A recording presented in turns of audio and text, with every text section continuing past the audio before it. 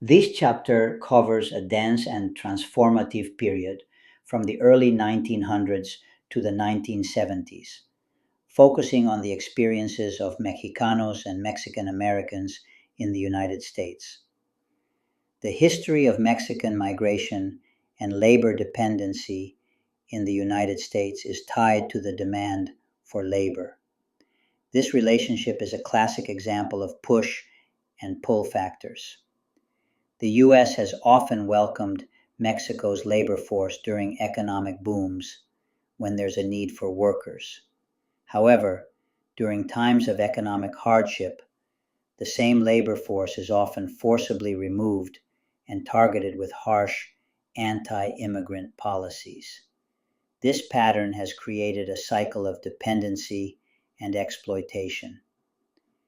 In the early 1900s, Mexicanos were drawn into the labor force to meet the growing demands created by the Chinese Exclusion Act.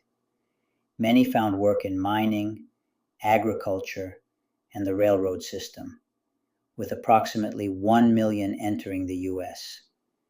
The Mexican Revolution also pushed many to seek stability in the United States during these decades.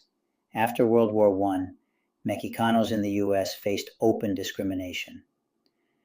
By the 1930s, the Great Depression prompted a mass deportation campaign known as Mexican repatriation, during which roughly 1 million Mexican and Mexican American individuals were deported.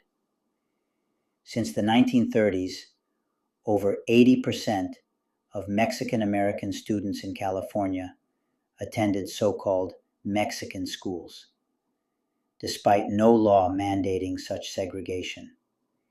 Even though Mexican Americans were legally considered white and therefore couldn't be segregated by law, they still faced the same de facto segregation as Black, Native American, and Asian people during the early 1900s.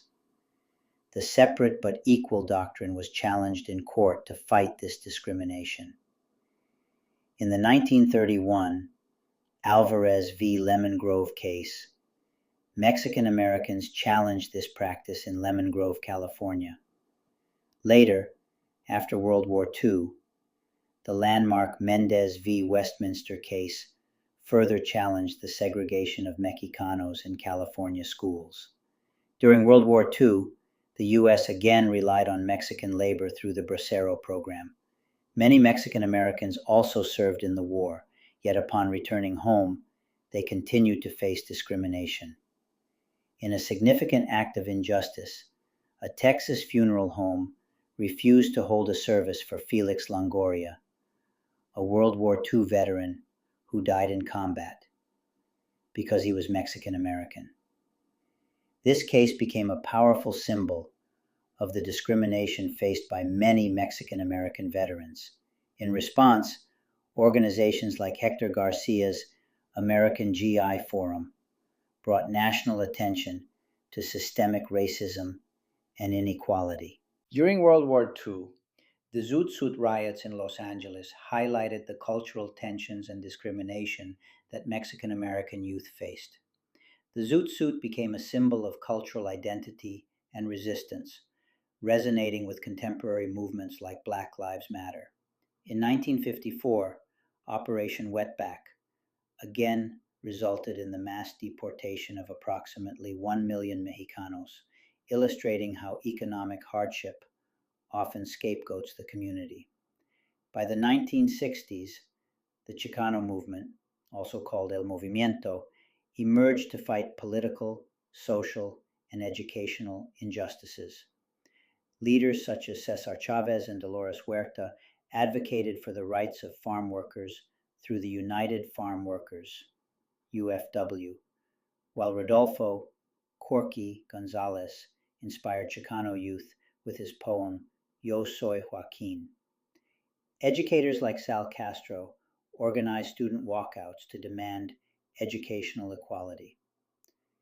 In 1970, Jose Angel Gutierrez and Mario Compean co-founded the United Party of La Raza, mobilizing Mexican American voters as a key strategy of the movement. Chicano activism in 1968 sparked educational reforms and resulted in the establishment of the Mexican American Legal Defense and Education Fund, the first organization dedicated to protecting the civil rights of Latinx individuals. Chicano nationalism was expressed through journals like Aztlán. This journal centered on Chicano studies and was the first peer-reviewed publication in its field. Mexican Americans reclaimed the term Chicano as a symbol of ethnic pride. Organizations such as MECHA, Movimiento Estudiantil Chicanx de Aztlán, continue to evolve, reflecting ongoing debates around identity and representation.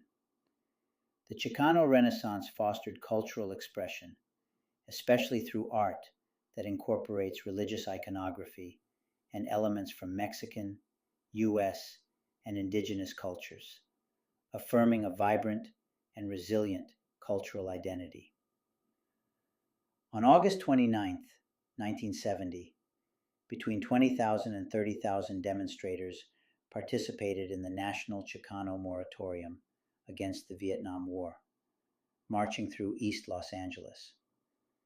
During the 1960s and 1970s, civil rights groups, particularly those associated with the Black Power movement, such as the Black Panther Party, and leaders like Martin Luther King Jr., along with Chicano activists, including Rodolfo Corky Gonzalez, Reyes Lopez Tijerina, Cesar Chavez, Dolores Huerta, and Jose Angel Gutierrez, were explicitly targeted by the FBI. Their commitment to social change, economic justice, and political equality put them at risk of government surveillance and repression.